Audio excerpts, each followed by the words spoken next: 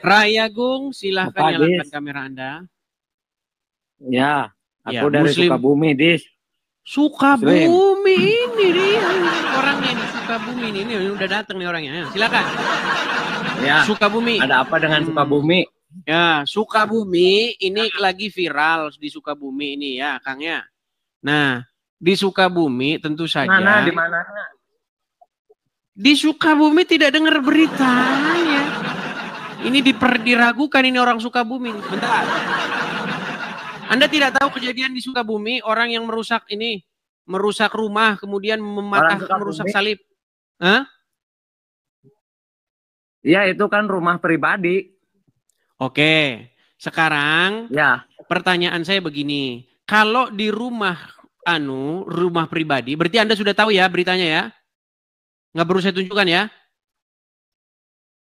Itu kejadian di Cidahu, Dis. Tapi di Iya, saya Cidahu tahu adem-adem saja. kejadian. Iya, makanya saya tanya. Di sini. Anda tahu kejadiannya? Kejadiannya saya waktu sholat Jumat itu gak tahu, saya fokus ibadah, Dis. Iya, Ya. habis sholat Jumat, habis nyembah Allah, langsung melaksanakan firman Allah.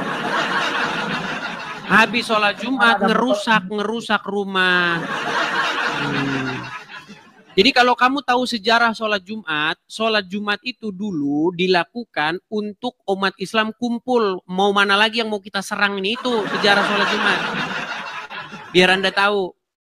Makanya tidak ada kamu cari hadis-hadis, cari buku-buku Islam. Nggak ada di sholat Jumat itu khotbah Muhammad sholat Jumat. Kalau ada saya lompat dari Monas. Karena dulu sholat Jumat itu kumpul-kumpul buat mau nyerang orang. Baik. Sekarang saya ini kan. Kamu tahu kasus Cidahu dari mana? Tahu saya dari kasus Cidahu dari keterangan pemilik. Yang mau bicara Anda dulu atau saya dulu? Anda dulu atau saya dulu yang mau bicara? Silakan. Manehela. Oke, baik. Saya kita bahasa Indonesia aja biar orang pada dengar nih. Perhatikan. Jangan merokok atuh. Inilah Muslim teman-teman ya, sholat pulang Jumatan rokok, bila perlu tambah alkohol, lalu ngerusak rumah orang. Ini tabiat orang Islam memang begini teman-teman ya. Baik, begini, dari keterangan pemilik rumah yang videonya sudah beredar di mana-mana, jadi dia bilang begini, tempat itu adalah sebuah... Apakah saya boleh bicara? Baik, jadi pemilik rumah atau pemilik tempat itu, dia sudah mengupload video dan itu sudah viral di mana-mana. Dia bilang begini, tempat itu adalah sebuah villa. Di mana villa itu dipergunakan untuk retreat. Tahu retreat? Retreat tahu nggak? Gini, jadi ada sekelompok pemuda-pemudi, remaja, itu main gitu. Healing, kalau bahasa kita itu ya. Healing atau pengen jalan-jalan begitulah, cari nuansa lain begitu. Nah, mereka kumpul di situ, kemudian mereka di situ melakukan kegiatan rohani. Nah, itu menurut saya hal-hal yang wajar-wajar saja. Karena umat Muslim pun ada mereka acara yasinan di rumah, ya kan? Mereka ada di situ acara ngaji bareng di rumah. Enggak masalah, tetangga saya juga sering begitu, enggak masalah.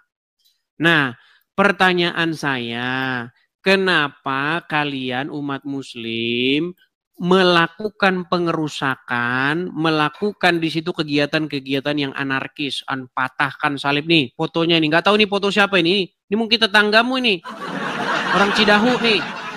Silakan tanggapanmu. Itu sebenarnya perlu diketahui izinnya itu bangunan. Apakah itu memiliki izin atau enggak? Gitu. Terus? Gitu. Kan itu izin untuk rumah pribadi, bukan untuk ritual, bukan untuk rumah ibadah. Sudah? Jangan dibisu-bisukan atuh, Kang. Jangan dibisu-bisukan. Wah, yang motor. Itu izin untuk rumah pribadi, bukan untuk rumah ibadah, Dis. Gitu, Dis. Sudah? Kamu jangan kan. Iya, sudah. Baik.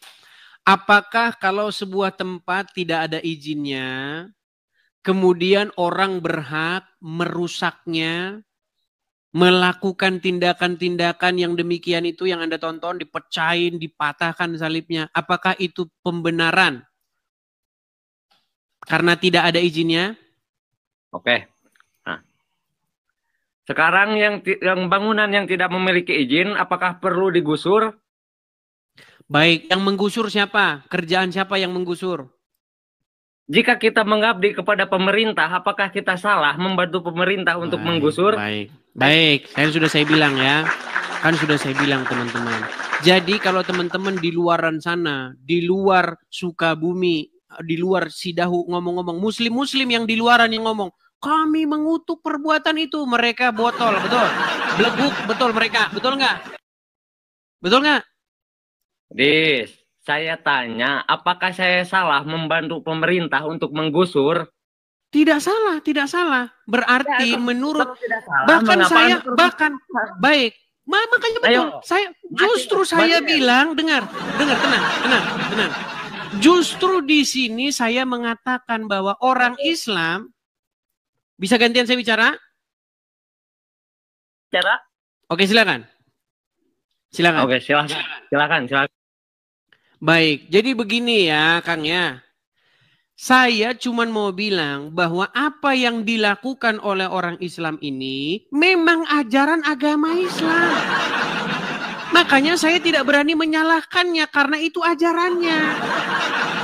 Maksud saya tidak berani menyalahkannya sesuai dengan ajaran agama Islam.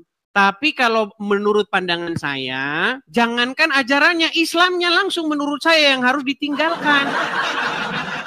Pemerintah, apakah membantu itu sesuatu yang jelek? Baik, makanya saya bilang teman-teman, kalian muslim-muslim yang ngomong, kami mengutuk perbuatan ini, kami tidak setuju. Kamu itu belajar dulu ini sesuai dengan ajaran agama Islam. Ini buktinya orang Sukabumi mendukungnya.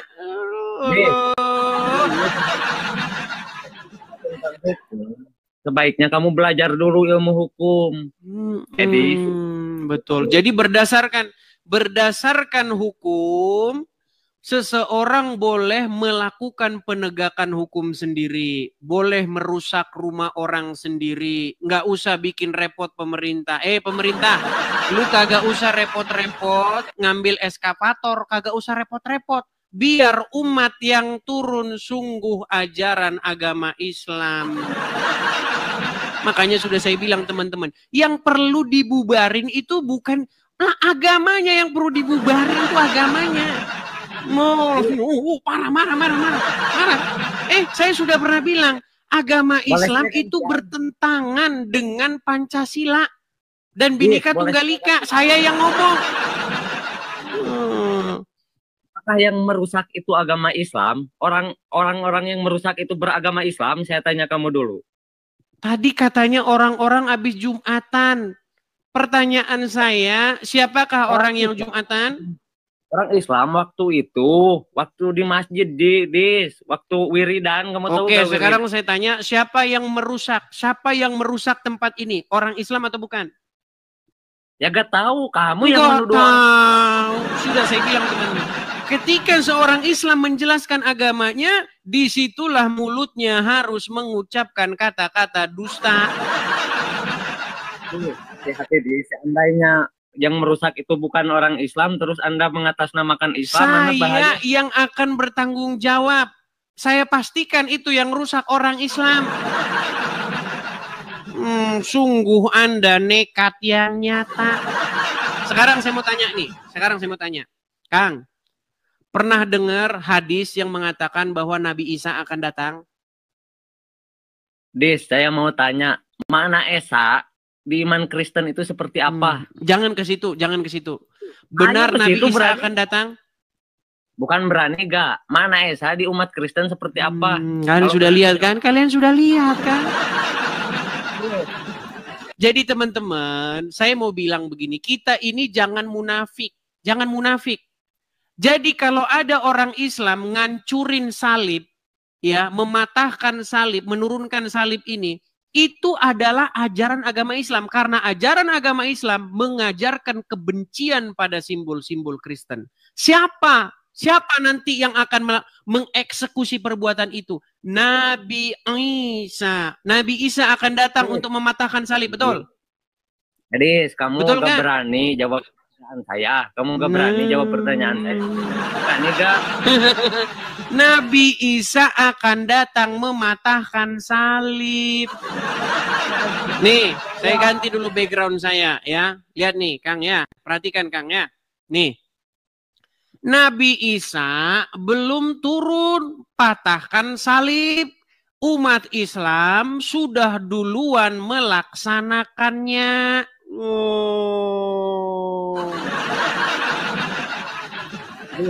Jadi kalau ada umat muslim, ya, kalau ada umat muslim di Sukabumi sedang melaksanakan pematahan salib, merusak salib, itu teh sudah sesuai dengan ajaran agama Islam. Edis, jika benar kamu berilmu, jawab dulu pertanyaan saya. Mana mau lari Esa? Dari tema? Bukan, mana Esa dalam umat Kristen itu seperti apa, Dis? Di mana Esa? Esa itu bahasa naon? Bahasa apa itu Esa itu? Nah, bahasa apa Esa itu? Esa itu Sekarang begini saja, ya Rayagung. Anda setuju tidak bahwa ajaran agama Islam itu bertentangan dengan Pancasila dan Bhinneka Tunggal Ika? Anda setuju nggak? Jelaskan dulu. Jelaskan bertentangannya di mana? Baik. Coba. Anda pernah dengar nggak bahwasanya ini kan Jawa Barat nih, kan ada itu gerakan NII-TII. Pernah dengar? Nggak pernah dengar. Nggak pernah dengar. Makanya teman-teman, ini sulit ini teman-teman. Jadi ada satu gerakan ya, itu pusatnya itu kalau nggak salah di ya daerah Jawa Barat lah ya. Itu ada satu gerakan ingin mendirikan negara Islam Indonesia, DII-TII itu. Kenapa mereka ingin mendirikan itu? Karena mereka ingin menggulingkan Pancasila, ingin menggulingkan dasar negara kita. Makanya mereka mau mendirikan negara syariat Islam. Karena apa? Karena Pancasila bertentangan dengan ajaran agama Islam. Bertentangannya di mana? Jelaskan, Dis. Kalau tidak bertentang. Oke, sekarang saya tanya, menurut Al-Quran, hukum yang harus dilakukan itu hukum Allah atau hukum kafir? Apakah ketuhanan Maha Esa tidak mencakup hukum Allah? Baik, sekarang saya tanya, apakah Pancasila itu sesuai dengan ajaran agama Islam atau tidak?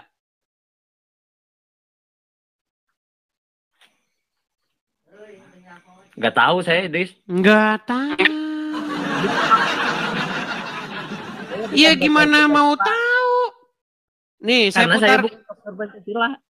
Bagaimana? Coba. Saya bukan dokter Pancasila. Saya tanya sama kamu, kan kamu orang berilmu, tahu Pancasila. Mana dari sila pertama itu apa? Dis. Baik. Sekarang ya, saya akan tunjukkan contoh misalnya. Salah satu butir Pancasila itu adalah Persatuan Indonesia. Tahu? Wah, jangan loncat dari pertama dulu. Ketuhanan yang Maha Esa. Baik. Tunggal. Oke, di dalam Al-Quran Rob ada berapa? Oke, di dalam Al-Quran ada berapa Rob? Rob itu ada Robun Hakikiyun, ada Robun Majajiun. Iya, gitu. Berapa Rob? Ada berapa Rob? Ya kalau Robun Majajiun banyak. Gimana? Kamu itu penganut banyak Rob, gimana?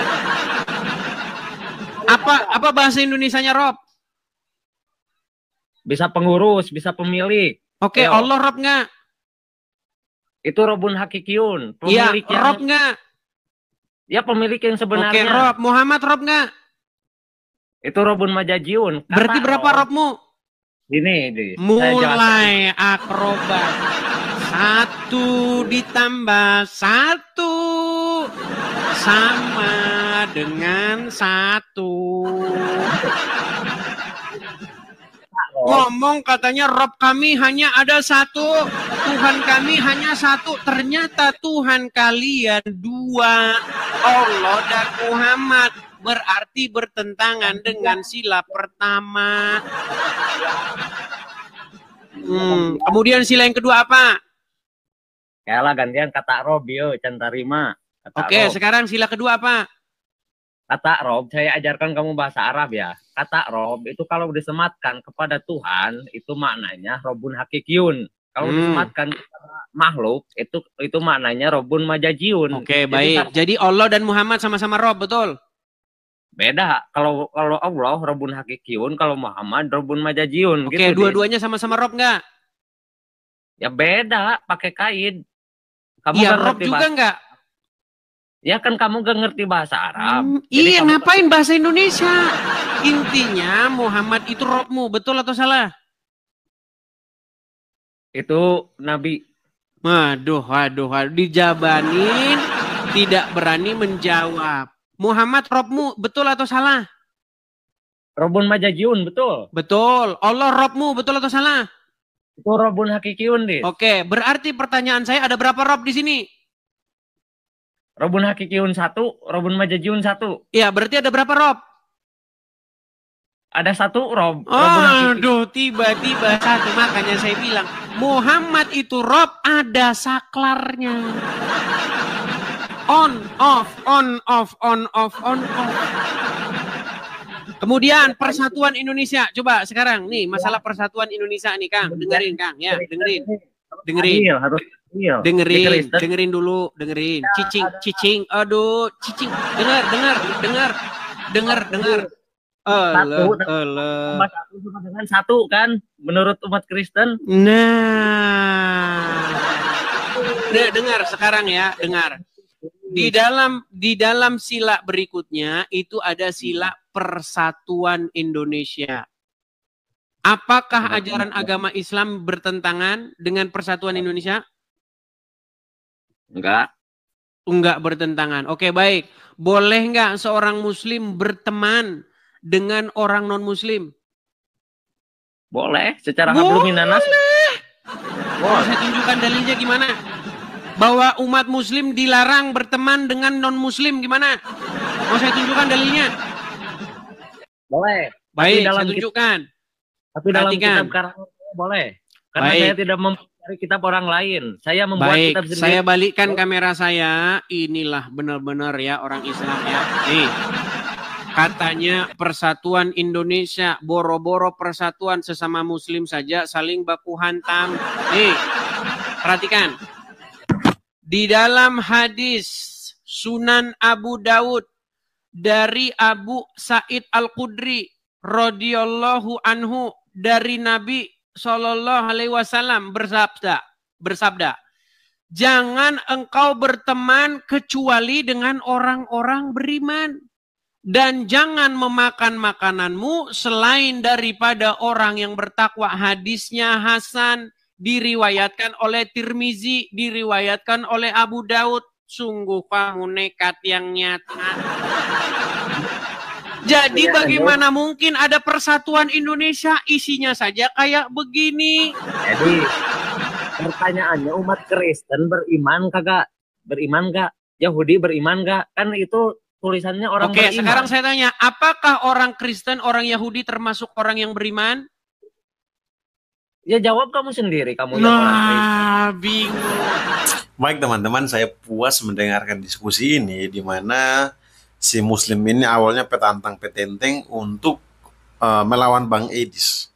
Tapi syukur karena dalam diskusi ini Bang Edis tidak hanya menjelaskan, namun memberikan bukti-bukti terkait apa yang saat ini sedang terjadi di dalam internal Islam maupun di luar Islam itu sendiri. Teman-teman, masalah tentang pembubaran ibadah, pembubaran orang yang lagi berdoa di gereja, itu sudah sering sekali terjadi di bangsa Indonesia ini. Sudah sering terjadi, teman-teman. Dari tahun 2000-an ke atas sini, hal-hal seperti ini selalu udah tidak asing untuk kita. Bahkan mereka yang menjadi pelaku pembubaran itu sendiri merasa kebal hukum, bahwa mereka juga merasa bahwa apa yang mereka lakukan itu adalah membela pemerintah. Di sini terlihat aneh, teman-teman, ya. Kita tahu bersama bahwa di dalam pemerintahan ini, di dalam satu negara ada pemerintahan, dan di dalam pemerintahan ini pasti ada aturan mainnya. Nah, kita semua, Islam, Kristen, Katolik, Hindu, Buddha, Konghucu, ini masuk dalam satu aturan main di mana pemerintah mengizinkan kita untuk bebas mengekspresikan iman kita, bebas beribadah kepada Tuhan kita masing-masing yang kita yakini. Aturan mainnya seperti itu. Jadi teman-teman, sekali lagi saya mau katakan bahwa orang beribadah itu bukan tindakan kriminal yang perlu dimusuhi. Bukan, teman-teman. Bangsa Indonesia kita yakini bersama bahwa kita aman hingga hari ini karena ada agama-agama yang mengatur kita. Kita hidup atas dasar keimanan kita masing-masing. Dan kita semua percaya bahwa semua agama itu mengajarkan kebaikan. Semua agama mengajarkan agar kita hidup berdampingan dengan orang lain dengan baik, berdasarkan keyakinan kita masing-masing. Tetapi kenapa ada yang merasa bahwa dia lebih dominan dari semua itu? Ini kan kesalahan, teman-teman. Saya tidak pernah berpikir bahwa saya harus mengusik orang lain yang sedang beribadah. Tidak pernah saya berpikir seperti itu. Saya berdampingan dengan orang Islam yang sering melakukan tahlilan. Hampir setiap malam mereka melakukan tahlilan. Mereka melakukan ibadah-ibadah perkumpulan di rumah-rumah seperti itu. Kita tidak apa-apain mereka. Bahkan sampai jalan-jalan itu diblokir, teman-teman. Kita seharusnya jaraknya mungkin hanya berapa meter ya untuk pergi ke seberang, berapa kilo begitu. Kita harus cari jalan lain. Karena apa? Menghargai dan menghormati mereka yang sedang beribadah. Apakah kita bersepakat untuk membubarkan ibadah itu yang memblokir jalan? Tidak. Bahkan viral di media sosial, di Facebook, di YouTube, di TikTok, ada orang-orang Muslim yang sengaja beribadah di jalan raya, jalan poros, teman-teman. Kalau kita mau berpikir sama seperti manusia ini, maka ibadah di tengah jalan itu mengganggu orang-orang yang berkendaraan di sana, mengganggu, teman-teman. Secara hukum salah. Tapi kenapa kita tidak mau membubarkan? Karena apa? Kita tidak punya wewenang untuk membubarkan itu. Jelas-jelas. Nah, di sini saya kesal sekali dengan manusia ini. Ketika argumentasinya bahwa dia membantu pemerintah untuk membubarkan orang yang beribadah tanpa izin. Loh, ngapain izin untuk beribadah di Indonesia ini? Tidak perlu izin, teman-teman. Tidak perlu izin. Karena memang konstitusi kita telah mengizinkan kita untuk melakukan ibadah itu. Saya sudah kasih contoh tadi. Teman-teman Muslim ada yang beribadah sampai blokir jalan. Ada yang tidak main-main, langsung beribadah di jalan poros. Itu mengganggu kan? Tapi apa yang kita lakukan? Kita mencari jalan lain. Iya. Yang terjadi untuk orang Kristen adalah apa? Kami beribadah di rumah kami. Tetapi kalian merasa terusik. Kalian merasa terganggu lalu datang membubarkan kami. Dan dengan alasan bahwa kalian membantu pemerintah. Goblok itu namanya. Kalian mau bicara aturan hukum. Aturan hukum mana yang kalian pakai? Jadi saya bingung dengan manusia-manusia seperti ini. Yang semakin dia beribadah maka semakin kelihatan goblok. Dan saya pun bersyukur di waktu yang bersamaan. Karena masih banyak teman-teman Muslim yang berpikirnya waras. Saya kuliah, teman-teman. Banyak teman-teman saya yang Muslim. Dan mereka berpikirnya waras. ketika mereka mau mengeluarkan pendapat mereka tentang keragaman yang ada di Indonesia ini, saya lihat mereka sangat waras dalam hal ini. Atau berkaitan dengan agama, mereka sangat waras. Tapi ternyata manusia-manusia seperti ini mempertontonkan kegoblokannya di depan umum. Dia pikir dia bicara di live-nya Bang Idis ini, dia tidak didengarkan oleh semua orang. Jadi kalian yang semakin beribadah, semakin belajar agama, dan semakin bodoh seperti ini, bertobat teman-teman. Kalian harus berpikir ulang. Diam sejenak dan berpikir ulang. Apakah sudah benar jalanku ini?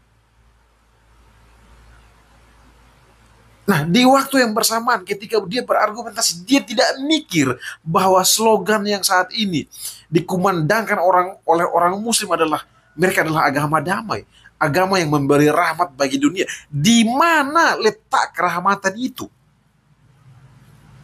Apa kamu nggak mikir? Disinilah kita lihat bahwa di Indonesia kebanyakan orang tuh mabuk agama. Mabuk. Dia membela agamanya secara membabi buta. Oke lah, membela agama sih, saya agak setuju dengan itu. Tapi kalau membela tindakan-tindakan intoleransi yang membabi buta seperti ini, maka otak orang ini sebetulnya dipertanyakan. Dia ini gila atau tidak? Gila atau waras? Seperti itu teman-teman. Jadi terkadang aneh. Apa yang dipertontonkan oleh mereka itu aneh teman-teman.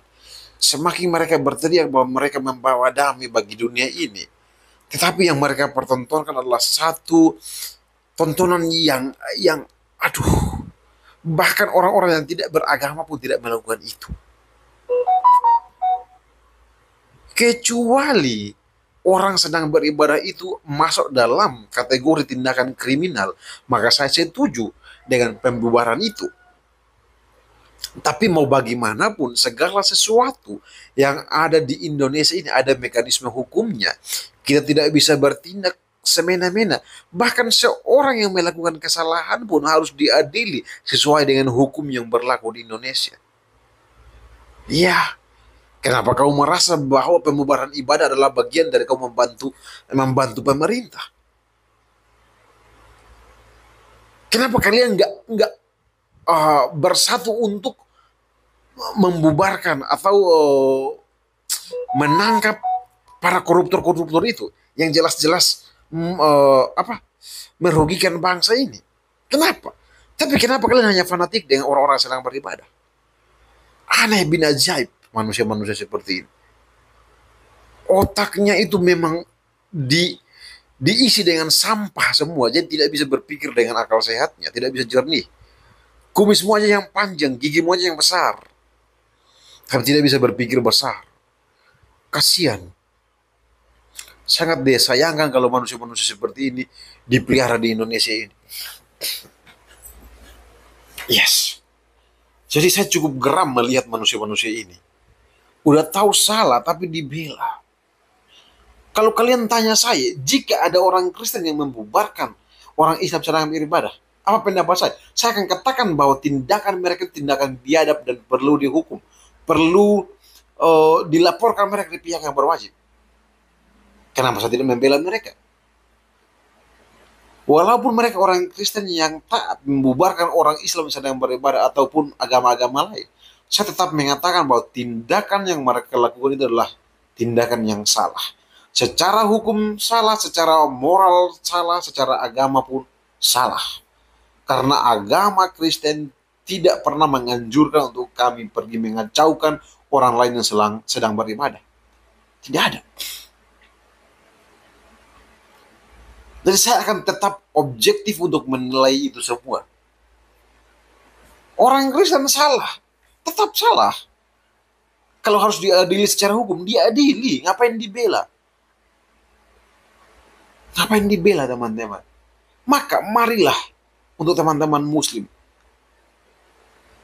gunakan akal sehat kita untuk berpikir. Jangan membela sesuatu cara membabi buta. Hanya karena spirit kita kebersamaan untuk membela sesama beragama Islam. Gak perlu teman-teman. Kalau kau sehat berpikir, gak perlu melakukan itu. Iya kan? Dan di sini ada satu topik yang menarik ya, ketika Bang Edis mengarahkan orang ini kepada satu pembahasan yang sifatnya doktrinal, di mana teman-teman muslim percaya bahwa Isa Al-Masih akan datang untuk menghancurkan Dajjal, untuk mematahkan salib dan menegakkan syariat Islam. Artinya apa? Memang ajaran Islam seperti itu. Dan di sini saya tidak mau menjustifikasi. Saya ingin bertanya pendapat orang-orang yang pintar di dalam ilmu keimanan mereka Islam. Apakah benar sebelum Isa Al-Masih datang, kalian harus bertindak lebih dulu untuk mematahkan salib itu? Nah, kalau kita masuk ke ranah keimanan, maka saya tidak banyak berkomentar. Jika itu adalah doktrin kalian, perintah kalian, silahkan lakukan saja. Lakukan saja, teman-teman.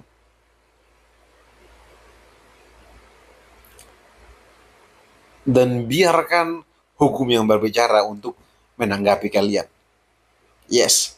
Tetapi kalau waras, saya berpikir waras, maka saya akan mengambil tindakan yang berbeda. Jika saya Islam ya. Jika tafsirannya bahwa Isa Al-Masih datang untuk mematahkan salib adalah bagian perintah yang harus dilakukan, maka saya tidak akan melakukan itu. Saya perlu mempertanyakan ulang, benar atau tidak.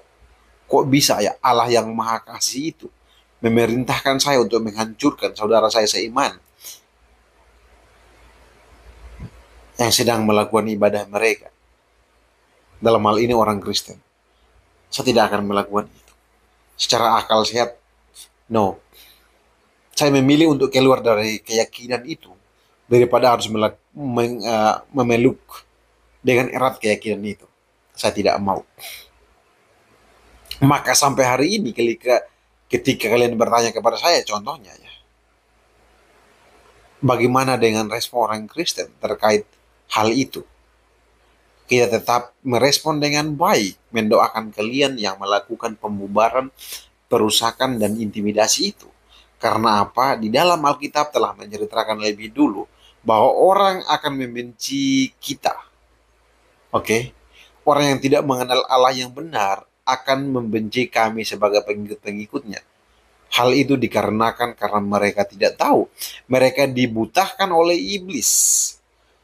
Iblis membutahkan akal sehat mereka. Dan kenapa kami orang-orang Kristen yang mengikut Allah yang hidup itu, Tuhan Yesus itu, dibenci? Karena apa? Tuhan Yesus bilang apa? Kami itu datangnya dari surga. Kami bukan datang dari dunia ini. Sehingga orang-orang yang ada di dunia ini pasti membenci kami. Sebab roh kita pasti berbeda. Dan orang-orang yang membenci kebenaran itu, tempat mereka di mana? Di neraka. Neraka akan terbuka menampung setiap mereka yang menolak keselamatan itu, yang menolak kebenaran itu. Karena sesungguhnya Allah telah mengatakan bahwa setiap orang yang tidak percaya kepada Yesus Kristus sebagai Tuhan dan Juru Selamat, tidak mungkin dia bisa sampai kepada Bapa di surga. Tidak mungkin dia bisa sampai kepada Allah. Tidak akan mungkin. Mereka mengenal satu jalan yang samar-samar yang tidak akan membawa mereka ke surga. Dan sayangnya banyak orang yang dikelabui dan mengikuti jalan itu. Oleh karena itu teman-teman, sadarlah akan kesesatan itu. Bahwa roh-roh antikris akan merasuki setiap orang. Akan mengacaukan dunia ini sehingga dunia ini tidak melihat akan kebenaran itu. Orang-orang akan membenci Yesus Kristus. Orang-orang akan membenci kasih itu. Karena tidak ada konsep kebenaran di dalam pikiran mereka. Mungkin itu saja yang dapat saya sampaikan teman-teman. Tuhan Yesus memberkati.